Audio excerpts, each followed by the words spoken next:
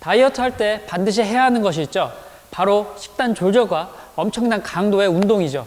사실 이 두 가지 중에서 더 중요한 것은 식단 조절입니다. 그런데 이 먹는 것을 조절한다는 것은 정말 힘들어요. 그래서 대부분의 다이어트는 운동보다는 이 먹는 것을 참지 못해서 항상 실패하죠. 우리는 왜 먹는 것을 참지 못하는 걸까요? 적을 알아야 승리할 수 있잖아요. 저희 움직임 연구소에서 식단 조절이 왜 힘든지 그 근본 원인과 그에 맞는 꿀팁을 지금 바로 공개해 드릴게요.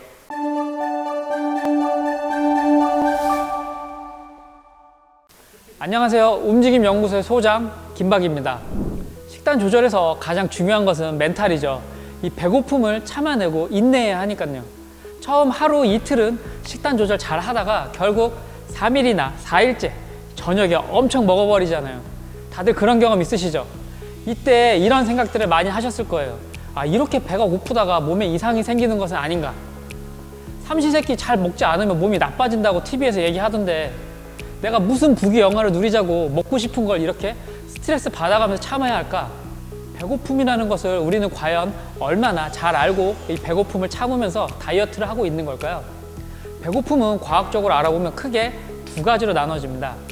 첫 번째는 우리가 알고 있는 것처럼 우리 몸의 심장, 근육들, 간처럼 실제 장기들이 자기들의 기능을 유지하기 위해 음식을 필요로 해서 이 뇌한테 음식을 빨리 입으로 넣어달라고 요구하는 실질적인 배고픔, 호메오스테이틱 이팅, 생물학적 식사가 있습니다.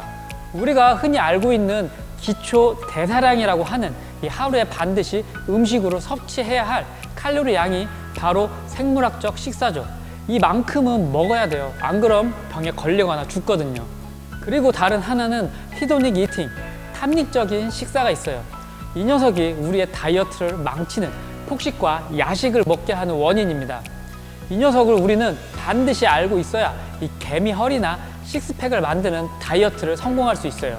탐닉적인 식사를 다른 말로 하면 이 뇌의 배고픔이라고 할 수 있어요. 실질적으로 우리의 장기들이 이 기초 대사량이 부족해서 뇌한테 음식을 빨리 먹어서 혈당을 올려달라고 하는 것이 아니고요. 우리 몸에 섭취한 음식들이 남아 돌아서 이 배나 허벅지에다 지방을 저장하고 있는데도 이 뇌가 습관적으로 음식을 먹으라고 하는 것이죠.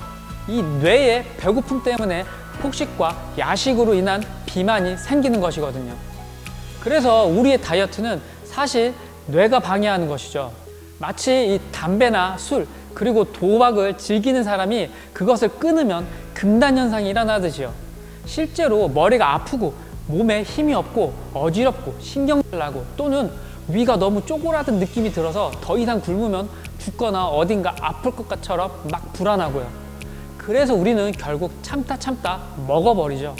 그리고 나서 엄청 스스로를 비난하거나 그때부터 다이어트를 포기해버리는 거잖아요. 이런 현상을 설탕 금단 현상, 슈가 위드드로우이라고 하는데요. 뇌가 이 당을 원해서 빨리 음식 먹으라고 우리를 어르고 달래다 마지막에는 협박하는 것이죠. 그냥 이놈의 뇌라는 녀석이 설탕이나 꿀처럼 달달한 게 땡겨서 거짓말로 더 많은 음식을 먹으라고 하는 것이죠.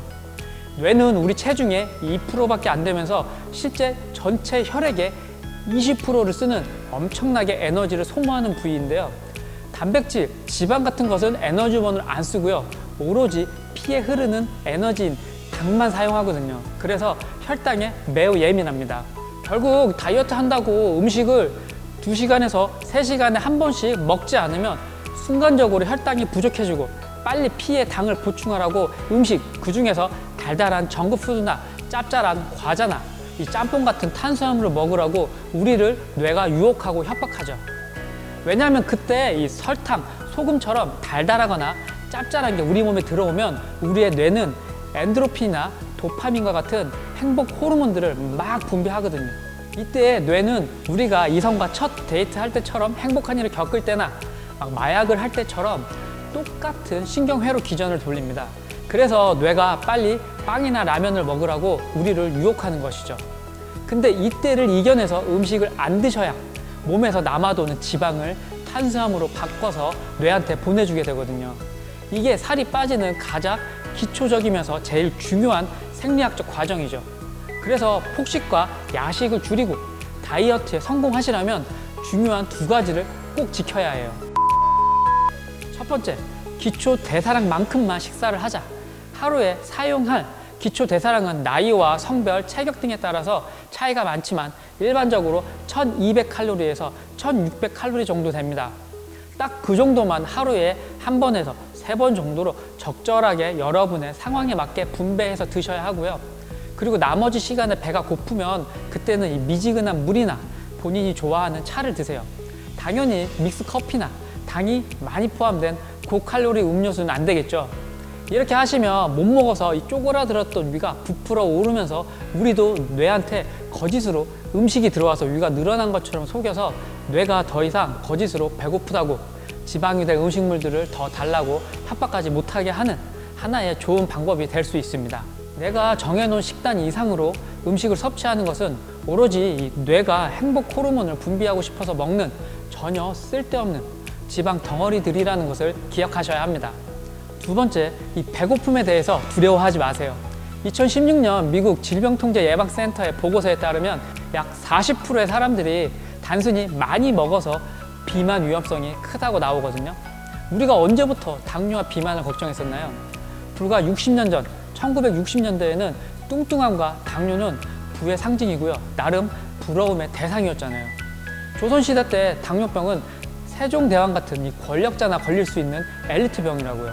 하지만 이제는 우리가 생각하는 것보다 아주 많이 덜 먹어야 건강해집니다. 아침에 콘프라이스 먹어서 호랑이 힘을 키우는 것은 빈곤이 넘쳐 흐르던 6.25 때나 필요한 것이고요. 2021년 대한민국에선 최대한 안 드셔야 늙지 않고 건강한 호랑이 기운이 솟아납니다. 나중에 다른 영상에서요, 간헐적 단식의 효과도 제가 다시 한번 자세히 다뤄드릴게요. 우리가 알아야 할 것은 12시간에서 24시간 동안 공복 기간을 가지는 것은 우리 몸에 아주 좋다는 것이에요. 절대로 우리 몸에 문제를 일으키지 않습니다. 물론 처음 이렇게 긴 공백을 겪을 때는 아까 말한 것처럼 뇌가 어르고 달래다 공복이 6시간에서 10시간 정도 되면 엄청 협박하게 되긴 해요. 우울감, 불안감 등을 만들어서요. 하지만 그 금단 현상만 이겨내시면 오히려 그 다음부터는 더 머리가 맑아지고 노화 방지를 일으키는 아주 긍정적인 몸의 변화가 일어나니까요. 배고픔에 대해 전혀 두려워하지 마세요. 처음에 어려운 겁니다. 뇌가 우리를 협박하는 그 한순간을 이겨내면 여러분의 몸도 더욱 건강해지고 살도 빠지는 일석이조의 효과를 경험하시게 될 거예요.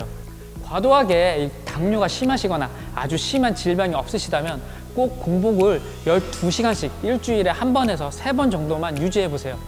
이 동물이나 인체 연구에서도 웬만한 초기 혈압, 당뇨, 암에 관련해서 긍정적인 결과가 아주 다양하게 나타나고 있습니다. 결론적으로 뇌의 금단 현상을 못 이겨내시고 작심삼일로 매번 야식과 폭식을 하신다면 절대로 다이어트는 성공하지 못하니까요. 뇌한테 조종받지 마시고 꼭 다이어트를 성공하시기를 기원합니다. 이번 영상도 많은 분들에게 도움이 되었으면 하는 바람입니다. 시청해주셔서 감사합니다.